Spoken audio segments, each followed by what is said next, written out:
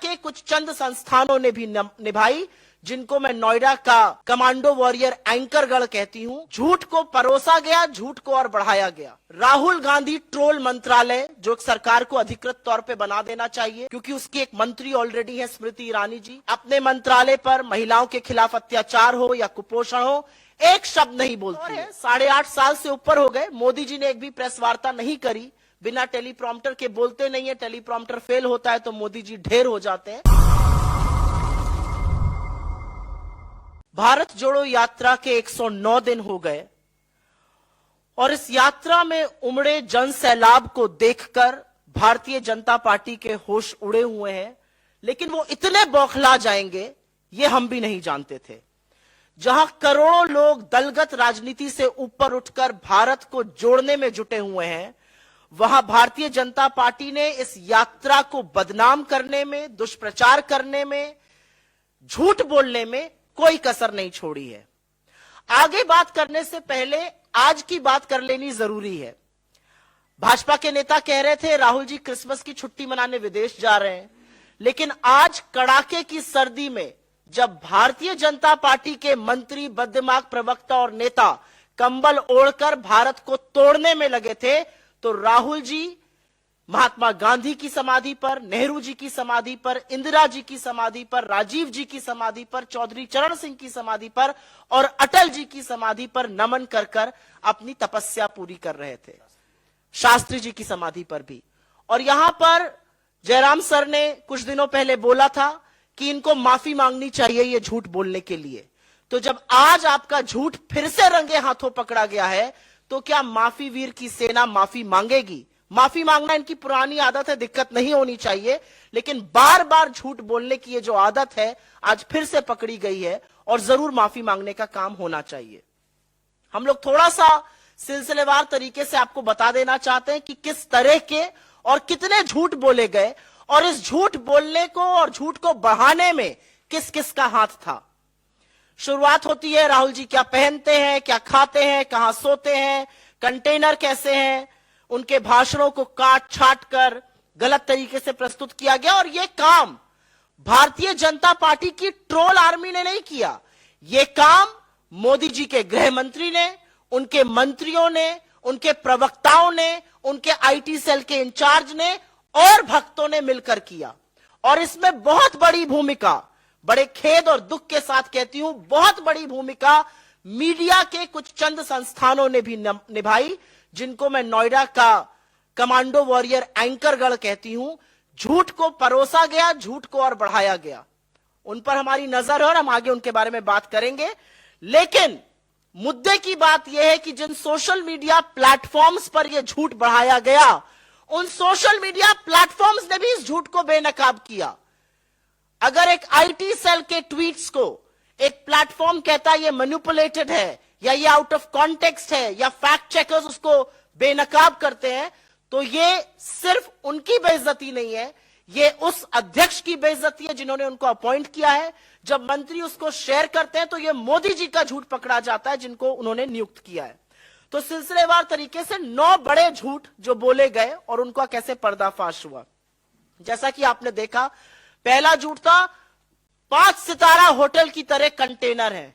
Container ऐसे हैं जहां 4 से लेके 8 और 8 नहीं, कहीं कहीं 12-12 लोग एक कंटेनर में रुकते हैं। ट्रक के ऊपर बने हुए ये कंटेनर कोई ऐसी सुविधा से लैस नहीं है। और अगर ज्यादा उन सुविधाओं को उठाने का मन है तो भाजपा के कुछ लोग आए और रहे उन कंटेनरों में 4 महीने तक।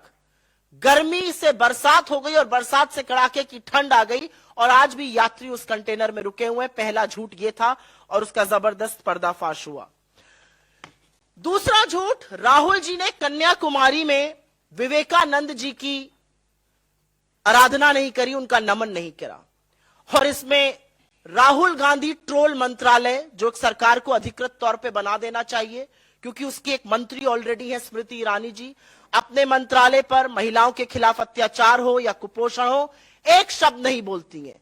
लेकिन राहुल गांधी जी को ट्रोल करना हो तो सबसे पहले लपक के आ जाती है। But the silly soul did not realise that there were pictures available, there was video available, जहां पर राहुल गांधी जी ने ना सिर्फ नमन किया विवेकानंद जी का, उनके स्मारक की परिक्रमा भी करी।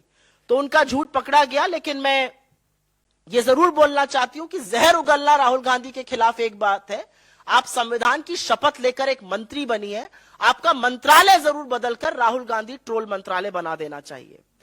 तीसरा झूठ बोला गया, राहुल गांधी भाषण नहीं देते हैं और प्रेस कॉन्फ्रेंस नहीं करते हैं। आप में से तमामों साथी ऐसे हैं जिन्होंने पिछली 8 प्रेस कॉन्फ्रेंसेस राहुल गांधी जी की अटेंड करी है। उन्होंने तमामों जनसभाएं करी हैं, कई नुक्कड़ सभाएं करी हैं, जहां पर वो लगातार भाषण देते आए हैं और बिना टेलीप्रॉम्प्टर के भाषण दे रहे हैं और बिना सवाल जवाब एक्सचेंज में जिसका मन आता है वो सवाल पूछता है, कोई सवाल पहले से नहीं आता है और लगातार सरकार को घेरने का काम कर रहे हैं। यह अलग बात है कि उनके भाषणों से सरकार की नींद गायब है। और एक बात और है, 8.5 साल से ऊपर हो गए, मोदी जी ने एक भी प्रेस वार्ता नहीं करी, बिना टेलीप्रॉम्प्टर के बोलते नहीं है, टेलीप्रॉम्प्टर फेल होता है तो मोदी जी ढेर हो जाते हैं।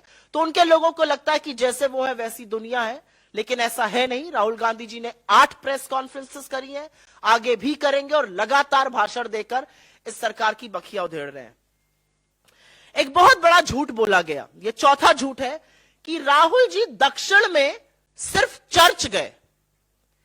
यह वही बोल सकता है जो ना हिंदुस्तान को समझता है, ना हमारे देश की संस्कृति को समझता है, ना दक्षिण की मान्यताओं को समझता है, ना दक्षिण के मंदिरों के बारे में जानता है। वैसे तो राहुल जी तमामों हर उस जगह गए जहां इंसान जाकर आस्था से सिर झुकाते हैं, चाहे वो मंदिर हो, गुरुद्वारा हो, दरगाह हो, मस्जिद हो या चर्च हो। लेकिन क्योंकि यह झूठ परोसा गया तो दक्षिण भारत के कुछ मंदिरों का जिक्र यहां पर करना जरूरी है।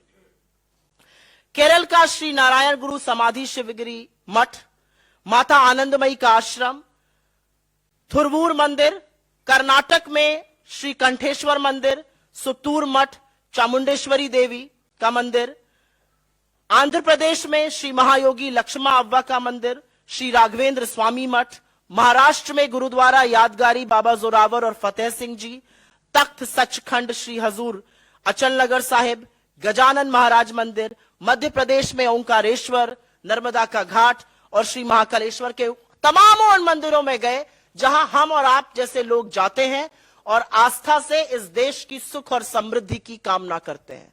लेकिन ट्रोल आर्मी को, आईटी सेल को, भाजपा के मंत्रियों को और बददिमाग प्रवक्ताओं को क्योंकि यह देश समझ में नहीं आता, यहां की संस्कृति समझ में नहीं आती, वो नहीं जानते कि ईश्वर का वास तो कण कण में है। पांचवा बड़ा झूठ परोसा गया कि भारत जोड़ो यात्रा में पाकिस्तान जिंदाबाद के नारे लगे। क्योंकि मंदिरों से दाल गली नहीं तो चिर परिचित स्क्रिप्ट आ गई पाकिस्तान की।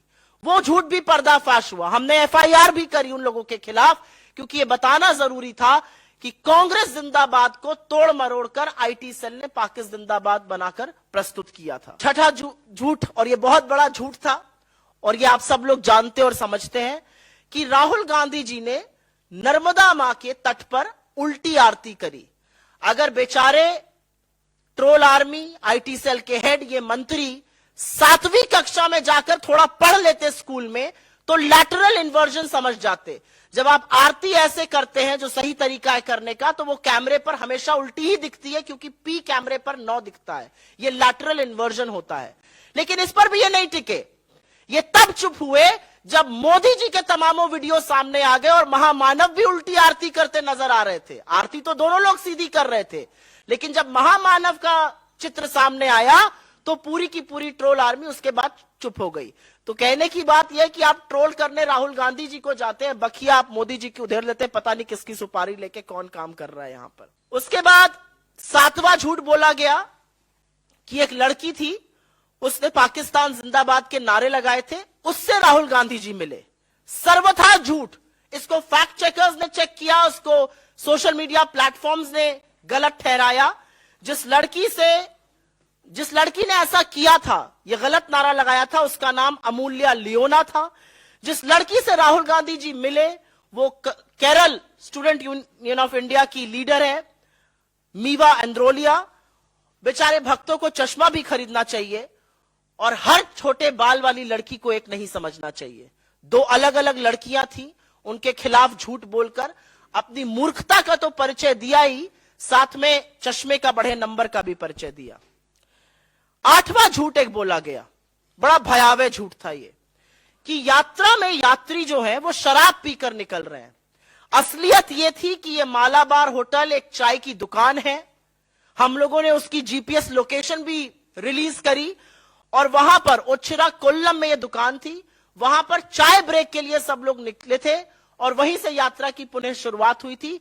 वहां के एक वीडियो को गलत तरीके से प्रस्तुत किया गया। इतने झल्लाए, इतने बौखलाए हुए ये लोग हैं कि चाय पीना इनको मदिरा नजर आता है, जैसा कि इनकी रैलीज में होता है। आज के लिए हम नवा और अंतिम झूठ आपके सामने बता रहे हैं और ये कुछ ही दिन पहले हुआ।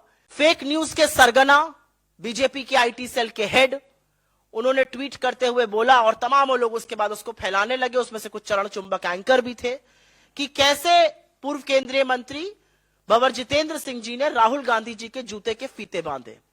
असलियत यह थी कि उनके जूते के फीते खुल गए थे, वो राहुल जी के साथ आगे चल रहे थे। राहुल जी ने उनको अपने जूते के फीते बांधने के लिए कहा। अगर वो रुकते तो कारवां और बढ़ जाता और पीछे से काफी भीड़ आती है, तो राहुल गांधी जी खुद रुक गए। वो आए बीच में, उन्होंने अपने जूते का फीता बांधा और इस पर उन्होंने वीडियो भी रिलीज किया और स्पष्टीकरण भी दिया। लेकिन बेचारे लोग लगे रहे। और कब तक लगे रहे? क्योंकि विडंबना ऐसी थी कि राहुल गांधी जी जो जूता पहनते हैं, और हां मैंने वो वीडियो रिलीज किया, मैंने वो पिक्चर रिलीज करी, जो राहुल गांधी जी वीडियो पहनते हैं वो लेस लॉक्ड है, उसमें लेस बांधनी ही नहीं पड़ती है। लेकिन बेचारे ट्रोल, बार बार इनका झूठ पकड़ा जाता है। इनका एक ही काम है झूठ बोलना, लेकिन बार बार फजीहत होती है। मेरा अपना मानना है कि यह झूठ भारतीय जनता पार्टी की troll army, Bharatiya Janata party के प्रवक्ता, इनके मंत्री, इनके लोग अपने आप से नहीं बोल रहे हैं। इनकी नियुक्ति या तो मोदी जी ने करी है या नड्डा जी ने करी है, और इसीलिए the buck on all of these lies stops with them.